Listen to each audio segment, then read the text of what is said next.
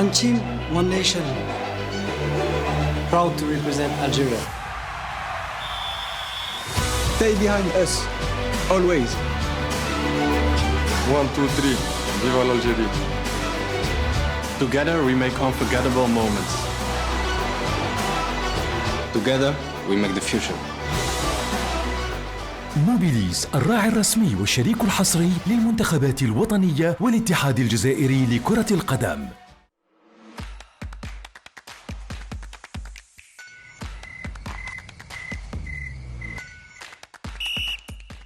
أيقظ شغفك. كابس.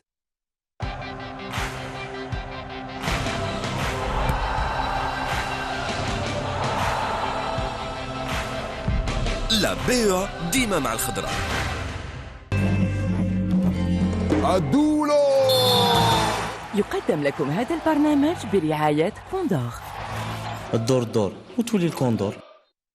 كوندور, prenez votre envol.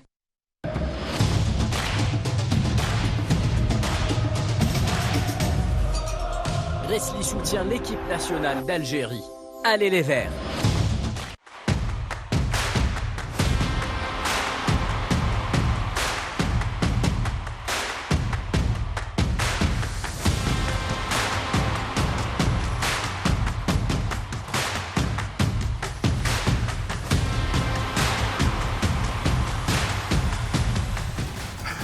Mesdames et messieurs, bonsoir et merci de nous rejoindre pour cette petite heure de pur football. Merci de nous rejoindre sur Club Mondial. On ira ce soir à Kansas City retrouver notre envoyé spécial Faisal Salah, où les Verts s'apprêtent à reprendre le chemin des entraînements après avoir bénéficié hier dimanche, rappelons-le, d'un quartier libre pour apprécier la qualification au 16e de finale. Vladimir Petkovic a offert justement un temps de repos à ses joueurs avant de retourner ce soir vers les choses sérieuses pour préparer ce match, le match qui nous intéresse, le match de vendredi face à la Suisse, et au bout une qualification au 8e de finale. Nos experts sont bien installés ce soir sur le plateau. Karim Atmour, bonsoir. Bonsoir.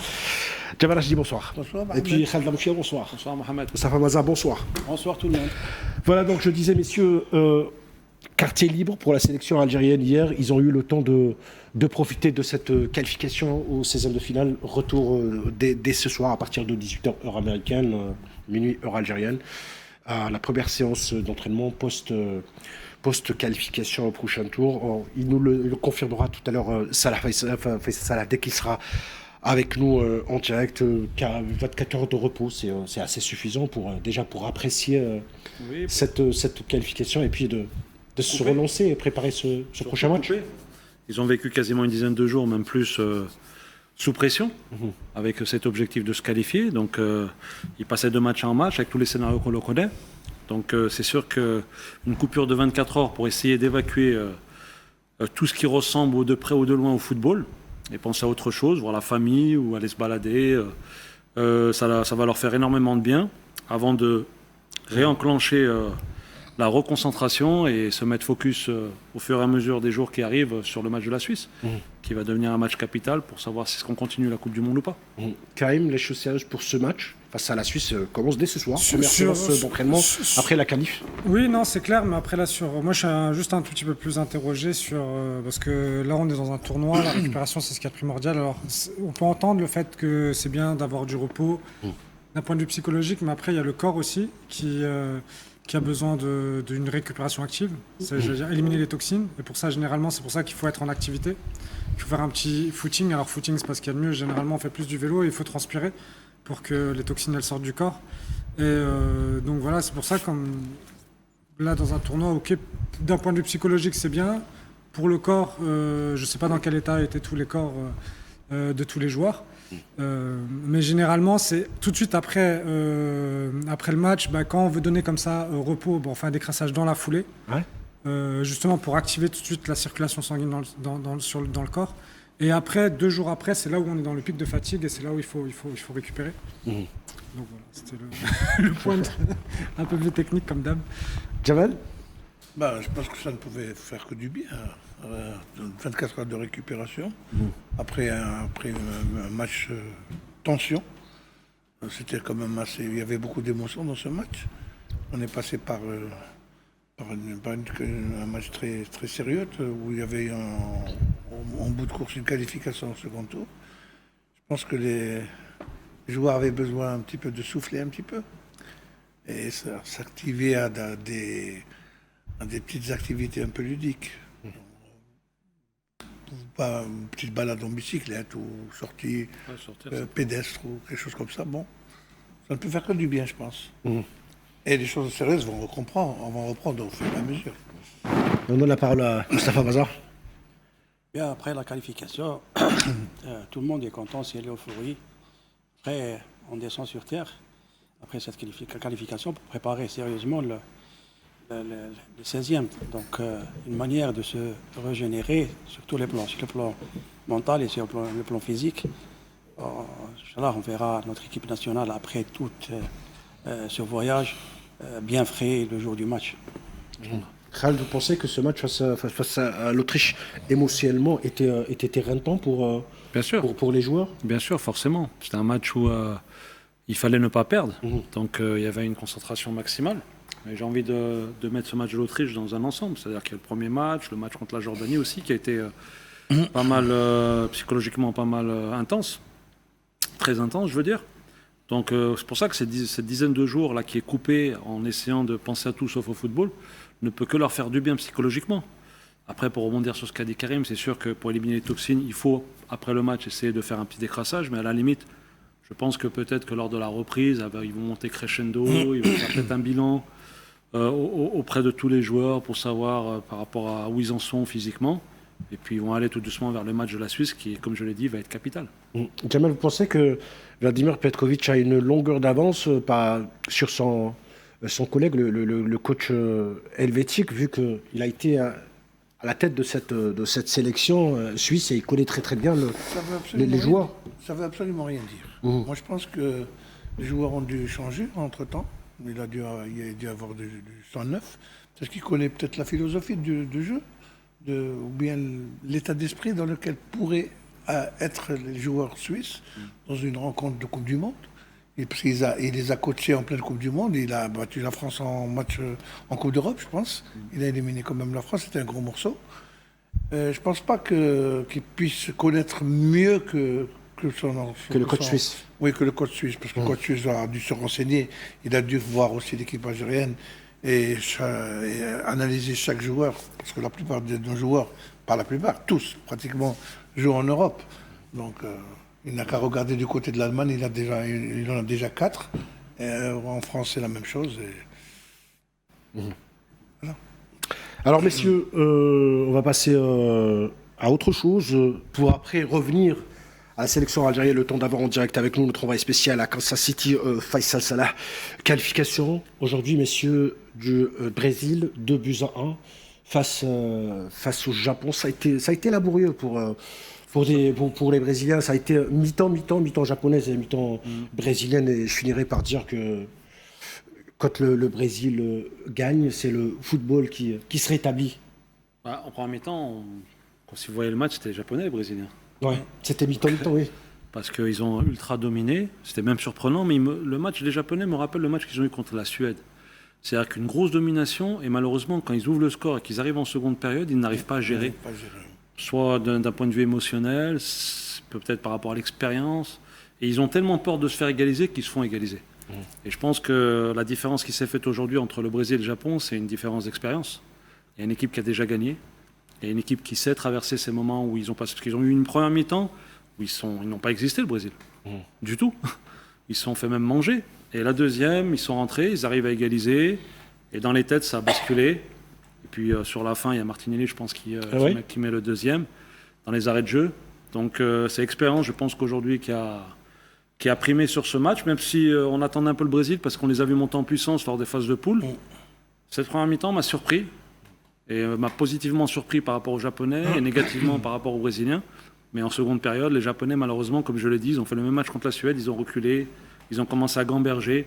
Et malheureusement, c'est le meilleur moyen de se faire égaliser. Puis une fois qu'ils ont pris ce but, ils ont craqué. Et puis, Karim, on avait peur pour cette équipe brésilienne quand on voit cette physionomie de la première période. Mais en seconde période, ils ont pris les choses en main. Ancelotti a pris les choses en main. Hein. Ils ont fini par s'imposer, même si c'était dans la douleur, dans la toute fin de match. Comme l'a dit Khaled, hein, l'expérience. Hein. L'expérience à ce niveau de la compétition, ça joue beaucoup. Gérer l'énergie, c'est quoi l'expérience? C'est-à-dire c'est gérer l'énergie pendant les 90 minutes. Et savoir aussi que quand il y a le tonnerre qui gronde, il faut faire le dos rond, attendre.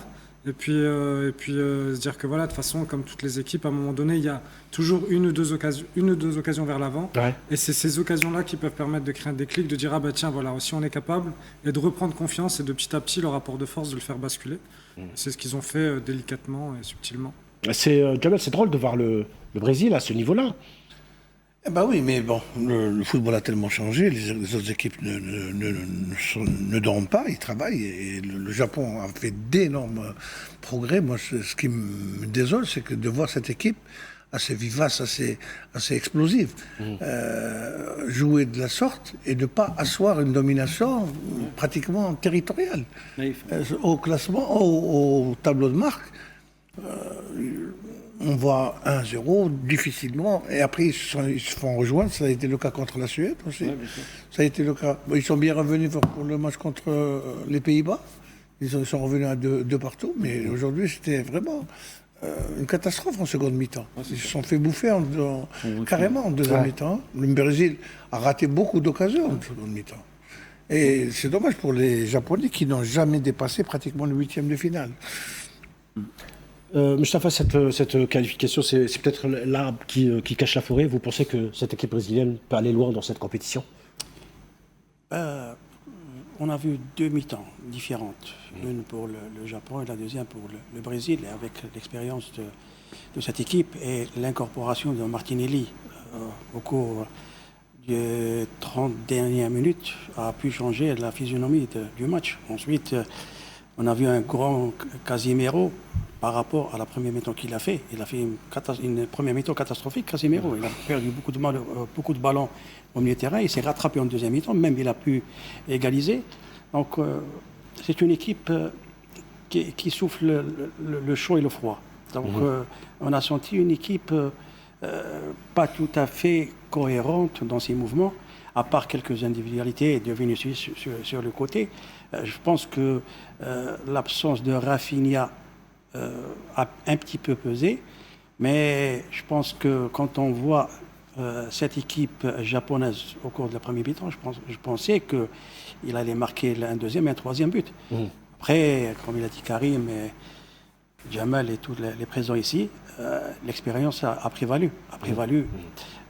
Surtout après, je l'ai dit, l'incorporation de Martinelli au cours du match.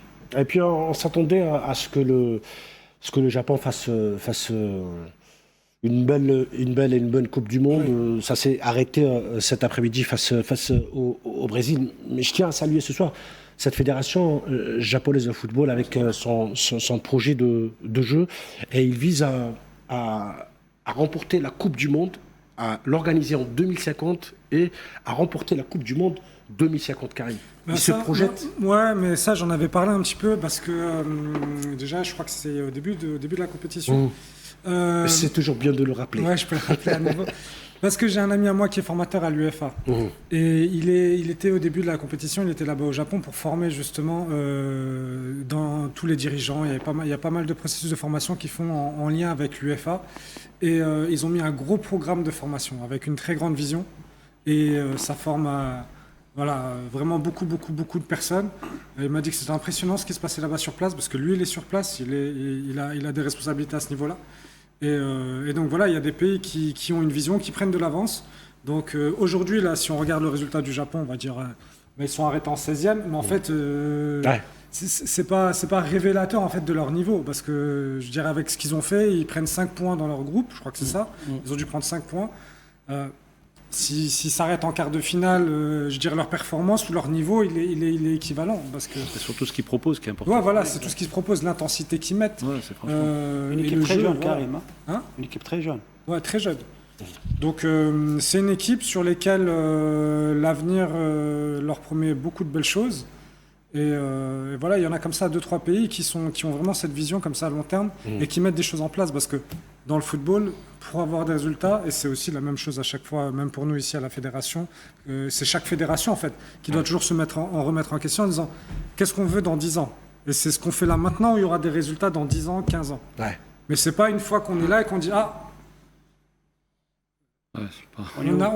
par exemple, j'en sais rien, on est bloqué à telle ou telle situation, quelle est la solution? C'est pas là comme ça. Donc il faut avoir une vision sur du long terme et c'est ce qu'ils ont fait eux. Et ils mettent les choses en place et ils mettent beaucoup de moyens aussi. Oui. Alors, je ne sais pas si on sera là dans 2050, je ne pense pas, en ce qui me concerne du moins. Bon. Mais bon, ils auraient pu avancer un petit peu pour voir un petit peu les résultats. Leur projet, ça fait quand même pas mal de temps. Un projet très ambitieux, Jamal. Pardon ? Un projet très ambitieux. Je n'en doute pas, mais ils ont été ambitieux, ça fait très longtemps déjà qu'ils sont ambitieux, ça fait 8 participations consécutives à la Coupe du Monde. Et ils n'arrivent pas à dépasser le 8e de finale. C'est ça qui est à chaque fois malheureux. Pourtant, ils ont d'excellents joueurs, très rapides. Moi, j'étais vraiment impressionné en les voyant le premier match contre les Pays-Bas et par la suite contre... Vraiment, c'était... J'ai même dit ici, sur le même plateau, qu'il faudra compter avec cette équipe du Japon. Malheureusement, aujourd'hui... Bon. Ils ont un plafond de verre, en fait. Je pense qu'ils ont un plafond de verre. Ils ont un plafond. Je pense que s'ils arrivent à... Le déclic, c'est le jour où ils vont arriver à passer ce plafond de verre. Tout à l'heure, Jamel a parlé des 8e, je crois. 8e. S'ils passent une fois les 8e, ça peut être il y a un déclic psychologique. Ça peut être quelque chose qui même va quand les ils ont libérer. organisé la Coupe du Monde chez eux, avec la Corée du Sud, ils ne sont pas passés. Ouais, parce que moi, je pense que c'est un problème mental. Parce qu'il ne peut pas avoir une telle différence entre la première mi-temps et la deuxième. Pourtant, c'est le Brésil, même si ce n'est pas le Brésil qu'on connaît. Et ça a été la même chose contre la Suède. Pendant 1 heure, la Suède n'a pas existé. Et là, pendant la dernière demi-heure, on a l'impression que les Japonais ont arrêté de jouer. Et ils se sont fait égaliser contre les Suédois, ils ont même failli perdre. Donc, à mon avis, c'est mental, c'est psychologique. Parce que dans ce qu'ils proposent, c'est super intéressant. Là, vous voyez la première mi-temps contre le Brésil, ils sont pas sortis les 30 mètres brésiliens. Mais il y avait une analyse aussi qui avait été faite, parce que du coup, on avait discuté un tout petit peu, plus d'une fois en fait. Je discutais par rapport au Japon, analyser un peu qu'est-ce qu'ils faisaient là-bas. Et en fait, un des paramètres qui fait qu'ils pourront aussi un peu dépasser ce plafond de verre, c'est qu'il n'y a pas énormément de joueurs qui partent à l'étranger. Les joueurs qui sont là-bas, ils sont bien dans leur championnat. Ils sont dans de bonnes conditions. Le championnat là-bas, il est très développé. On ne le médiatise pas ici, mais ça joue là-bas. Et du coup, il y a beaucoup d'argent aussi. Ouais, voilà, c'est pour ça. C'est ce que je vous entendais. Ils n'ont pas, dans ces moments-là, ils ont besoin d'avoir de l'expérience. Des joueurs sur le terrain qui sont là en mode patron.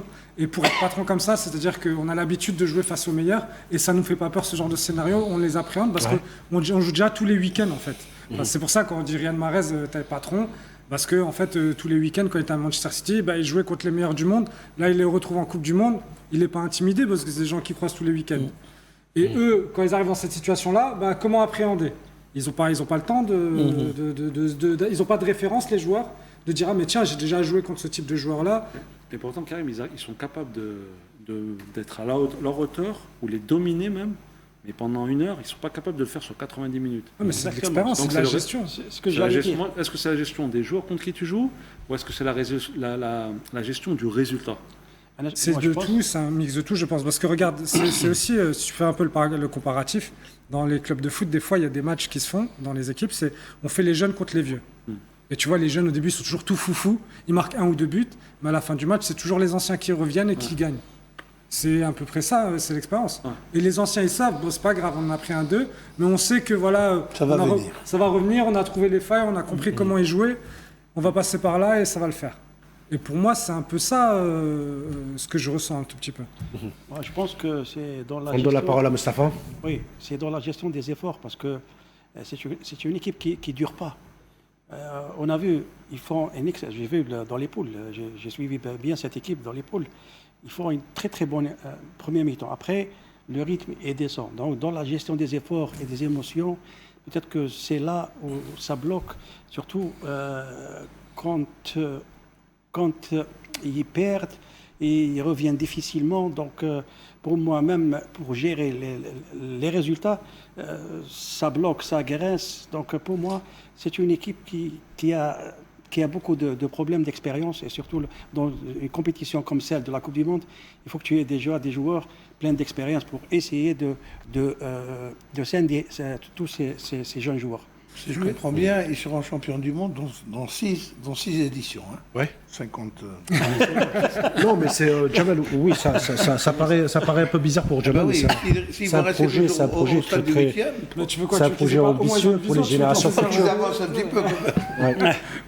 Alors, le projet, nous rappelons, messieurs, j'ai fait mes petites recherches. Ce projet s'appelle Objectif 2050. Son but est simple, je le disais tout à l'heure, c'est de remporter la Coupe du Monde d'ici 2050, l'organiser aussi, atteindre le top 4 mondial en 2030, et puis à la base rassembler 10 millions de pratiquants et de fans dans le pays. Oui, mais c'est ça. C'est une vision. En fait, ils ont une vision claire. Ils savent où ils veulent aller, ils savent les axes où ils doivent progresser. C'est comme ça qu'on bosse. Après, est-ce qu'ils atteindront les objectifs ? Ça, on ne le saura jamais. On a le temps pour le savoir.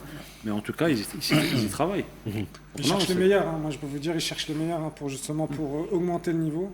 C'est-à-dire que... C'est pour ça que moi, déjà, le niveau, il est pas mal. Ouais, mais je veux dire, en termes de compétences d'apprendre des autres, ils les ramènent et puis... Mais sans contester leur démarche, 2030, ils sont dans le dernier carré. Il faudrait qu'ils passent encore 5 Coupes du Monde pour être champion du monde. Non. Et oui. Non, mais en fait, tu sais... Non, mais attends, parce qu'il y a tu étais journaliste, il y a des éléments de langage. C'est-à-dire qu'ils ne peuvent pas dire, oui, dans 4 ans, on est... Parce que sinon, c'est se mettre une pression. Donc, ils se laissent le temps. Moi, je le lis comme ça, plutôt. Ils ont fait ça pour ne pas se mettre la pression. Et puis, quand ça arrive plus tôt, dire, ah ben oui, on est en avance sur nos objectifs. Moi, je n'y crois pas, ce genre de choses, honnêtement. Tu veux qu'ils fassent quoi? Ils disaient pas. Il y a tellement de choses qui se passent dans le monde du football. Ça va tellement vite qu'une équipe... Hier, tu as entendu parler du Cap-Vert? Le Cap-Vert s'est retrouvé second dans son groupe et ils vont jouer un 16e de finale. C'est la première participation. Exactement, peut-être qu'ils vont passer. L'Australie joue l'Égypte. L'Égypte, première victoire qui les a propulsés en 16e de finale. Ils risquent d'aller au 8e, mais pourquoi pas au quart de finale? Ça va tellement vite, on n'en sait rien. On n'en maîtrise pas ce genre de choses. Parce que si le Japon fait ça, peut-être qu'il y a d'autres pays, et j'espère qu'on le fera, nous aussi. Peut-être qu'on sera champion du monde avant 2050. Eh oui, pourquoi pas. Mais au moins, la démarche, tu peux pas leur... C'est pas les footballeurs algériens qui manquent à travers le monde. Oui.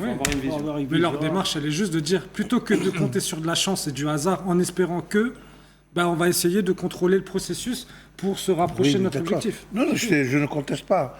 J'ai dit que le temps imparti est un peu long, c'est tout. Parce que si en 2030, on est dans le dernier carré, et il faudra attendre 20 ans pour être champion du monde.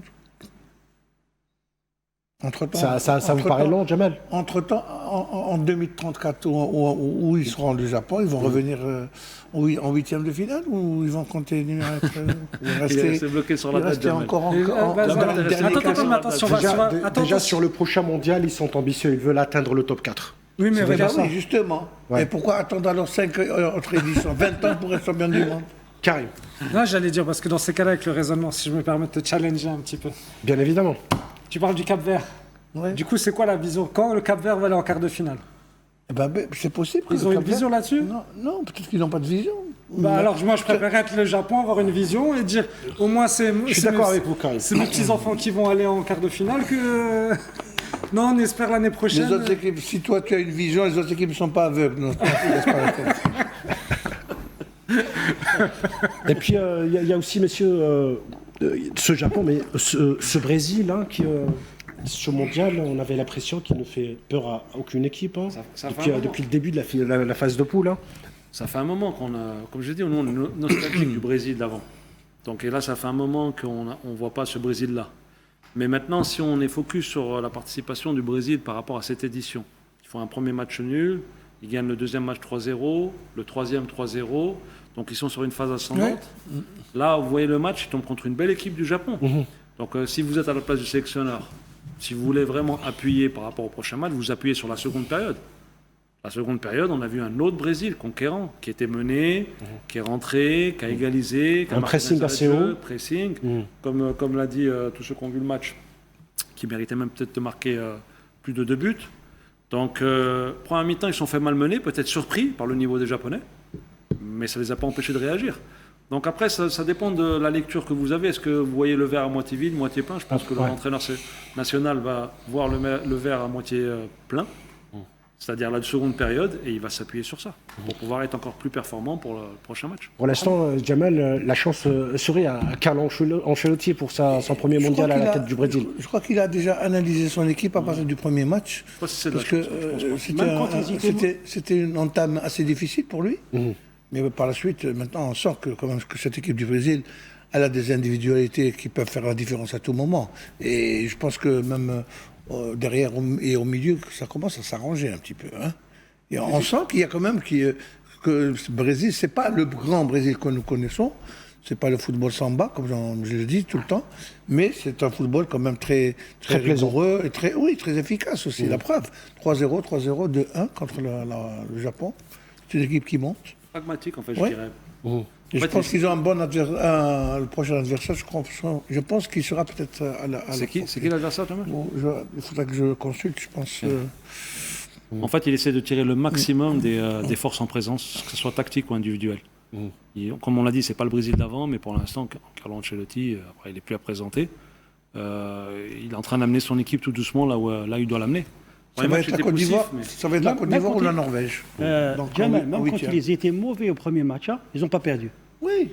Donc là, tu vois que l'équipe, elle monte en puissance. On avait Stéphane, Moustapha. Voilà. C'est-à-dire que les grosses équipes ou les grosses nations qui sont habituées à essayer d'être au moins dans les derniers carrés, on savait qu'il allait peut-être avoir un premier match poussif, étant donné que c'est une nouvelle configuration de Coupe du Monde à 48, et ils sont en train de monter physiquement, et on les trouve là où il faut. C'est pour ça que la deuxième mi-temps, il va falloir les Brésiliens ou le coach brésilien, le coach Ancelotti du Brésil, va s'appuyer sur cette deuxième mi-temps-là, je pense. Parce que c'est une deuxième mi-temps où physiquement, ils les ont mangés. Moi, si tu me dis ça, je pense à la Suisse qui a fait un partout contre le Qatar, le premier match. Et puis, non, mais pareil. Même chose. Ouais, mais la Suisse, tu penses qu'ils se préparent pour.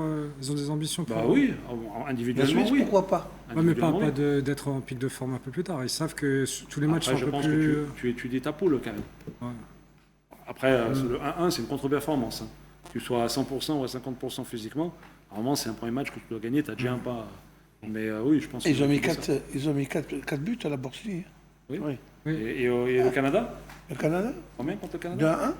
2-1. Donc, allez, messieurs, on va laisser le ballon au milieu de terrain chez Khaled Lamouchia. On va marquer une petite pause et on revient pour la seconde partie du Club Mondial.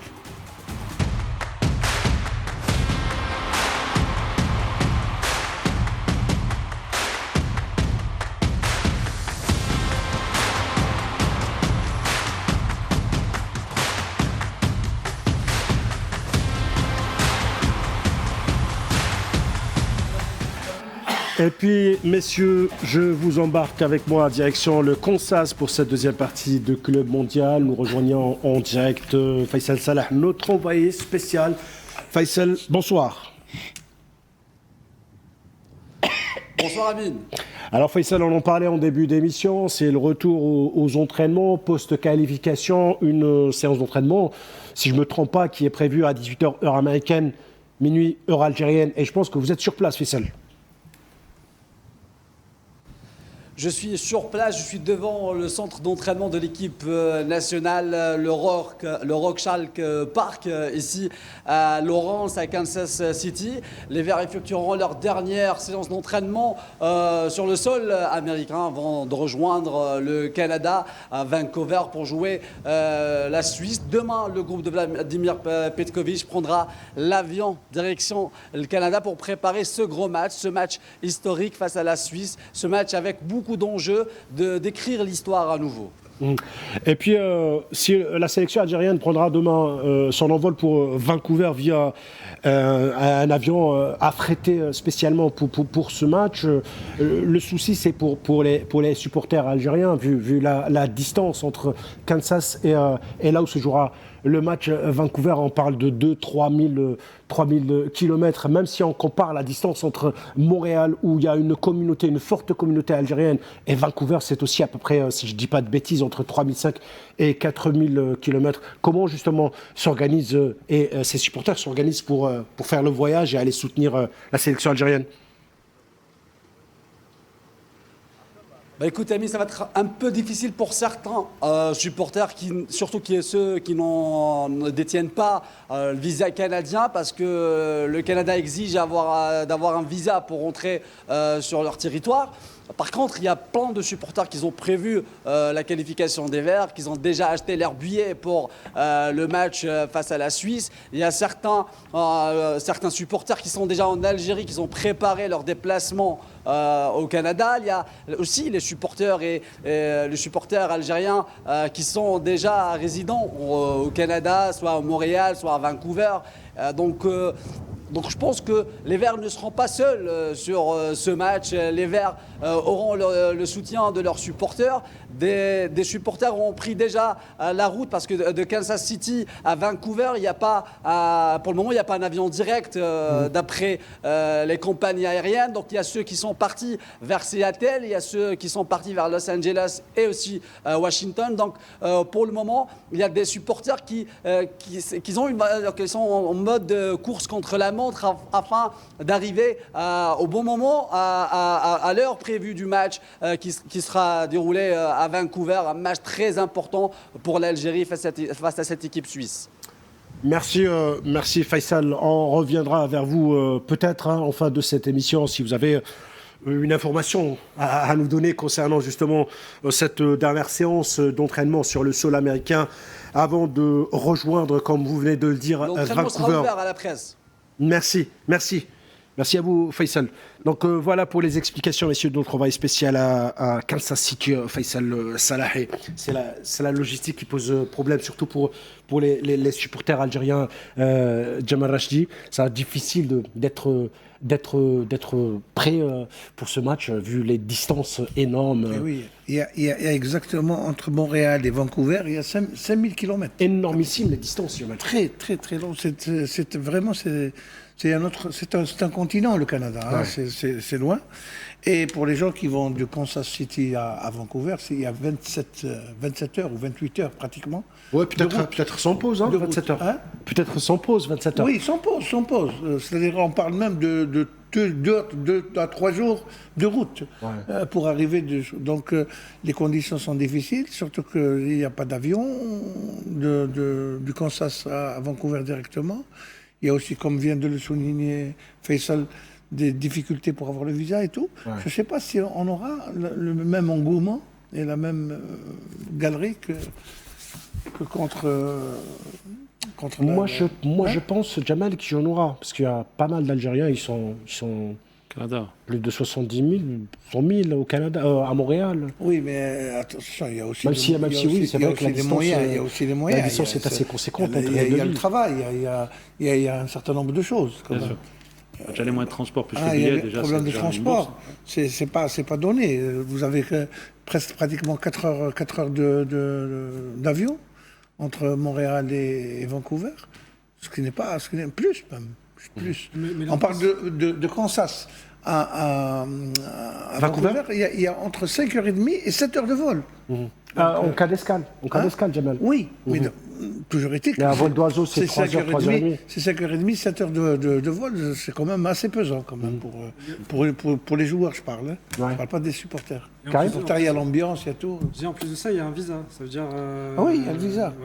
Comment ils font des visas? Il y a un système qui est mis en place pour avoir des visas automatiques directement à l'aéroport, où il faut attendre 3 semaines pour avoir dans les procédures classiques.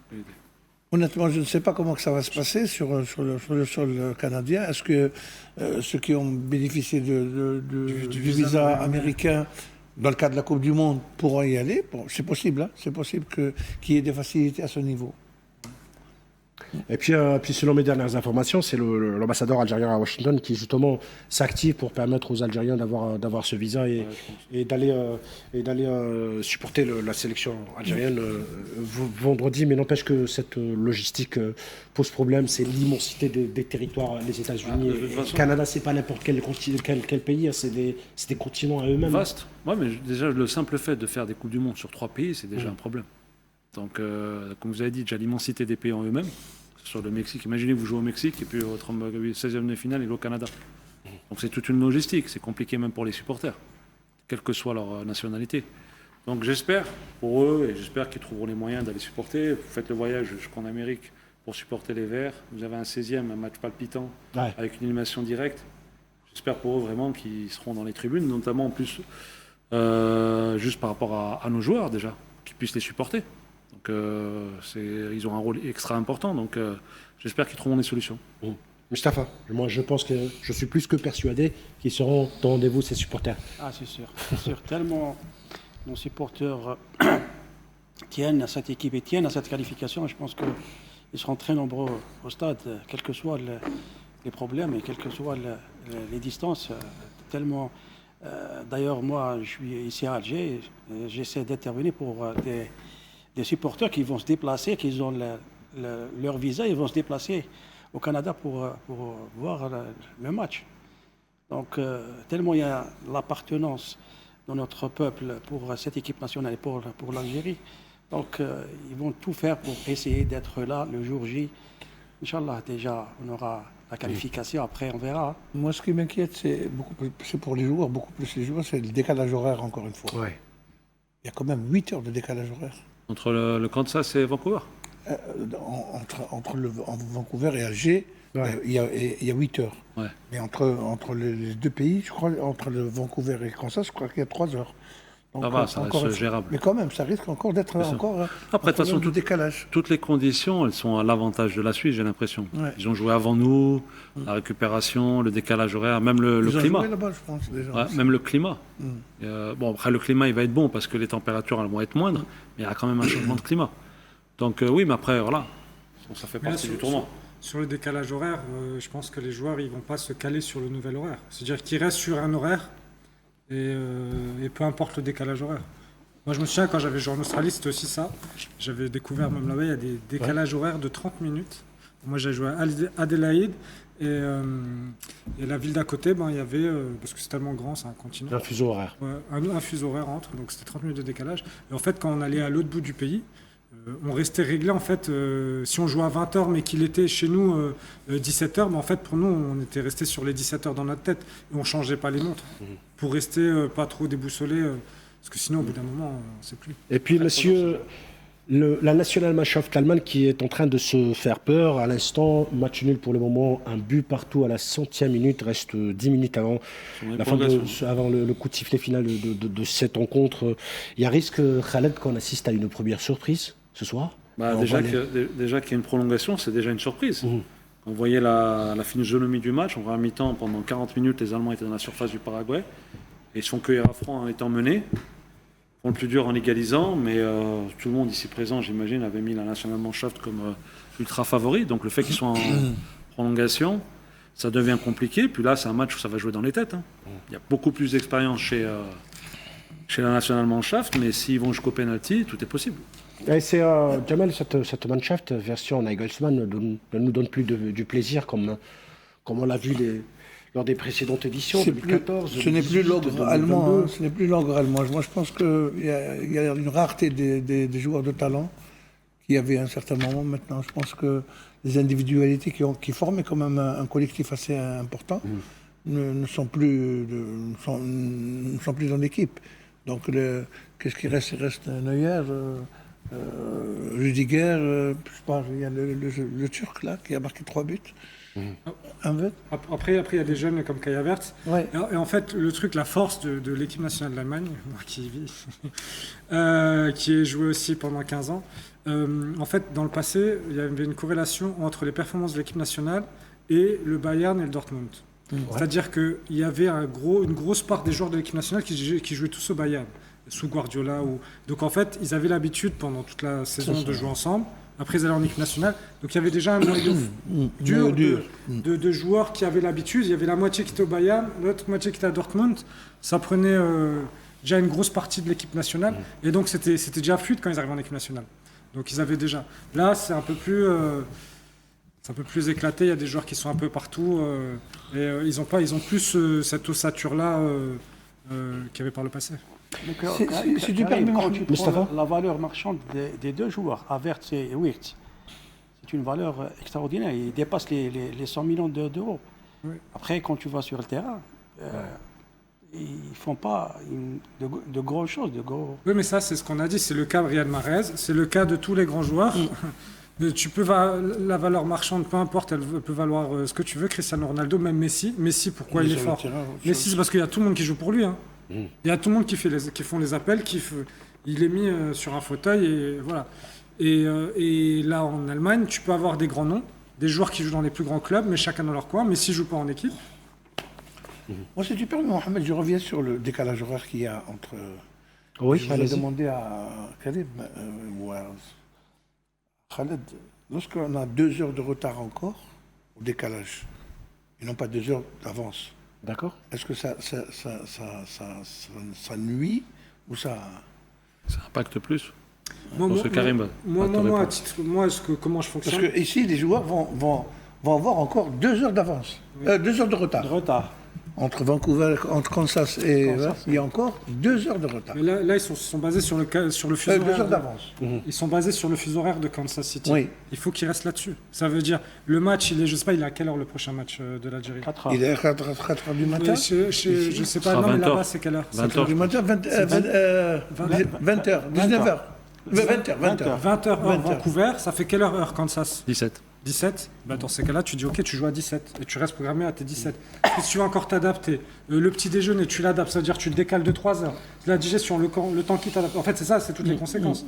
Donc du coup, tu restes là-dessus pour avoir le même rythme, le même cycle de rythme. Alors, messieurs, pour l'instant, l'Allemagne est en train de composter son billet pour les prochains tours. Après un second but inscrit à l'instant face à cette équipe paraguayenne qui lui a donné des surfroides. Elle accompagnera bien évidemment le Brésil qualifié cet après-midi face au Japon 2-1. Alors, est-ce qu'il y aura aussi des regrets à nourrir de la part des Sud-Africains hier après leur élimination face au Canada? Ça s'est joué sur un petit détail. On va écouter le sélectionneur national sud-africain Hugo Broos et on revient. Je pense tout d'abord qu'il est imprudent de prendre des décisions sous le coup de la déception.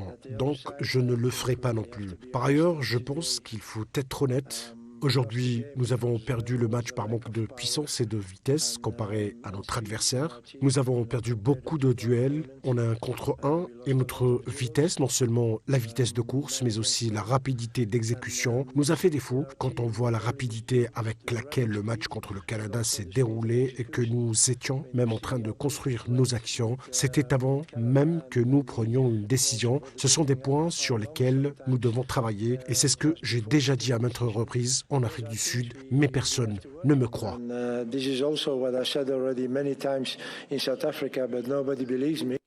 Voilà donc, mesdames et messieurs, c'était la déclaration d'Hugo Broos, le sélectionneur de la République sud-africaine. Alors lui parle de 24 ans, il ne comptabilise pas la Coupe d'Afrique de 2010 organisée en Afrique du Sud, où l'Afrique du Sud a été qualifiée d'office sans passer par les éliminatoires. Lui se base sur une absence depuis 2002, la dernière fois où l'Afrique du Sud a joué des qualifications pour pouvoir accéder au mondial, plus celui de 2026. Il y aura certainement des regrets à nourrir. Hein. Forcément, quand vous êtes éliminé, forcément. Mais après, bon, si vous écoutez attentivement ce qu'il dit qu'il y a une différence physique en fait.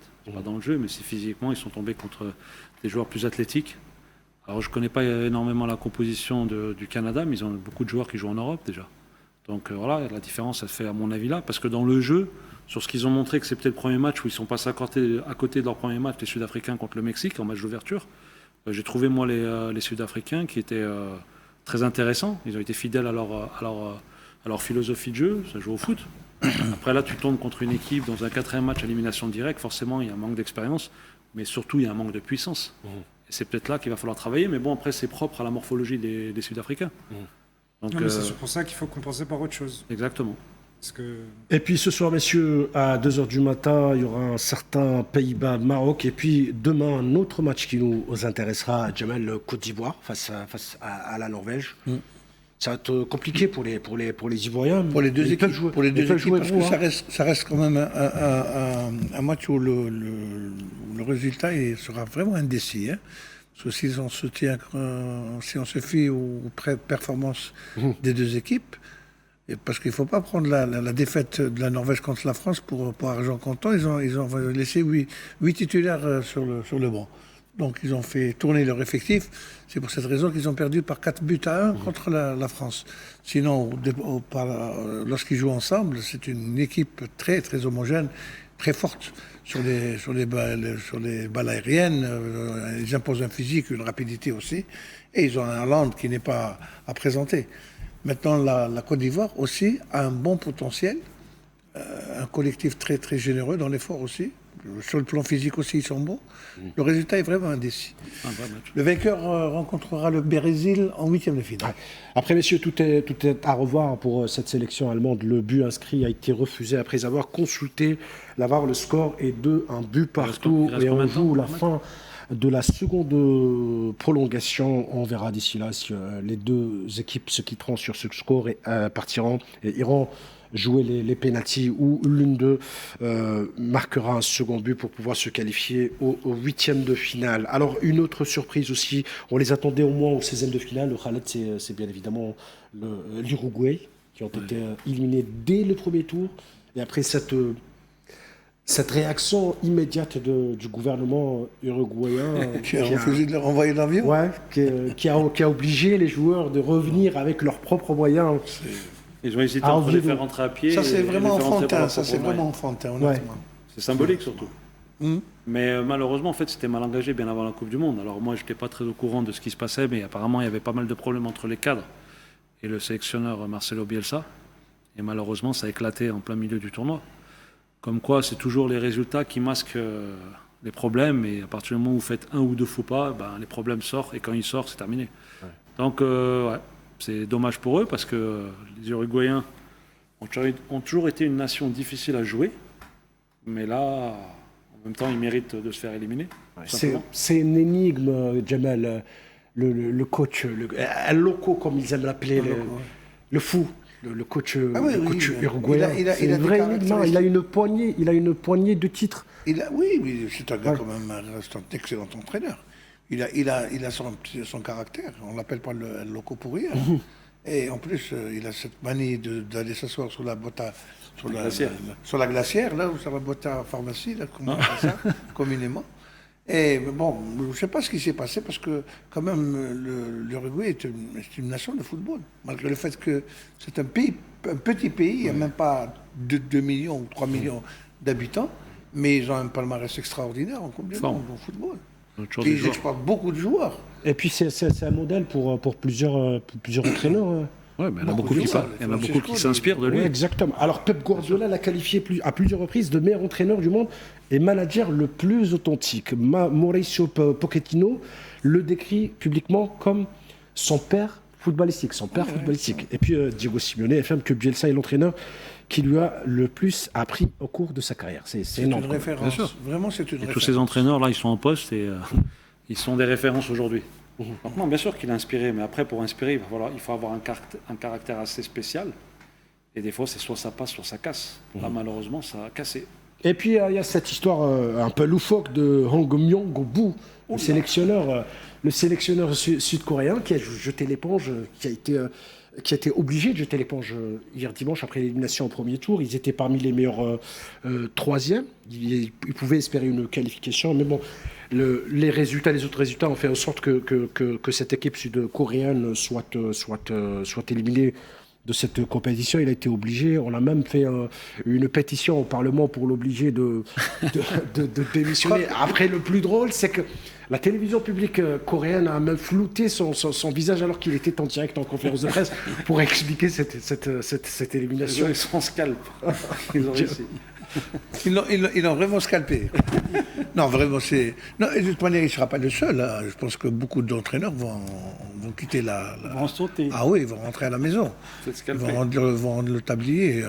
Hugo Brown ne l'a pas dit, mais je pense qu'il est sur la route. Ouais. Il va revenir en Belgique, ou il va gamberger encore en Afrique. Je ne sais pas, peut-être quelle sera sa prochaine destination.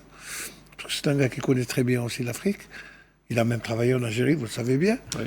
Il a entraîné le NAD, il n'est pas resté longtemps, une année. Hugo Boss. Hugo Boss, oui. La GSK. Au NAD aussi. Ouais. Donc il a quitté après une année et demie à peu près de travail ici, il a quitté. Même pas. Si, une année et demie entre les deux clubs. Ouais.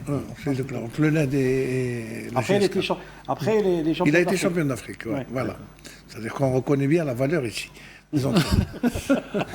Et puis, en parlant d'Hugo Boss, on ne connaît pas encore son avenir à la tête de cette sélection sud-africaine, si oui ou non il continuera à être le sélectionneur, tout comme l'entraîneur, le sélectionneur de l'Uruguay, Marcelo Bielsa. Et puis, je vous le disais tout à l'heure, il y a quelques instants, sur cette démission du sélectionneur sud-coréen. Après, il y a eu même des menaces de mort. Aujourd'hui, on lui a prêté une garde rapprochée. Réellement, il a été menacé de mort. Hein. Après la débâcle du premier tour. Hein, je ne pensais pas que c'était aussi violent. Ouais, je vous dis, surtout dans un pays comme la Corée. Je vous ai dit que son image, son visage a été flouté en direct, alors qu'il était en direct en conférence de presse en train d'expliquer aux Sud-Coréens le pourquoi du comment de l'élimination. C'est devenu une personne non grata. Non, mais au-delà de ça, en fait, ce qu'il faut se poser comme question, parce que pour nous, que eux soient éliminés, ça ne nous surprend pas. Je veux dire, on ne s'attend pas à ce qu'ils soient passés. C'est quoi l'objectif, en fait? Non, mais eux, ça veut dire que... Vous voulez gagner la Coupe du Monde. On est... Entre notre perception, notre perception nous, de eux et eux, leur propre perception, il y a un écart parce que... Ils sont venus pour gagner la Coupe du Monde. Allez messieurs, sur ces beaux sourires, on va se quitter. C'est la fin de cette émission de Club Mondial. Merci de nous avoir prêté attention. Merci surtout d'être fidèles comme chaque soir. Excellente fin de soirée à vous avec le reste des programmes d'Al 24 News.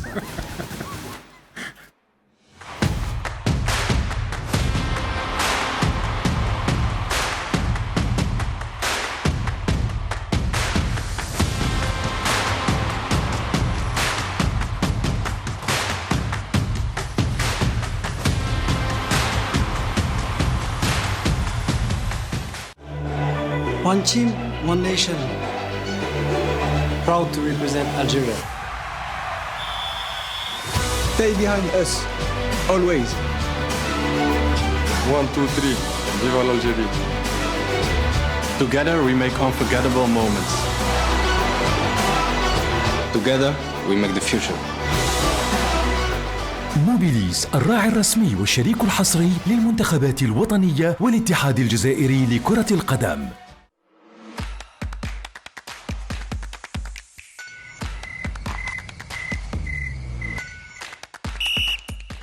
أيقظ شغفك. كابس.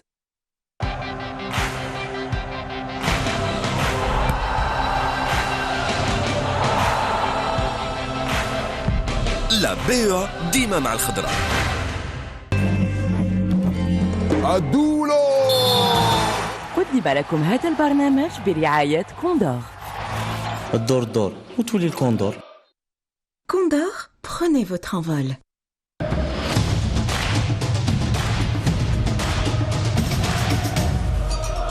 Resli soutient l'équipe nationale d'Algérie. Allez les Verts!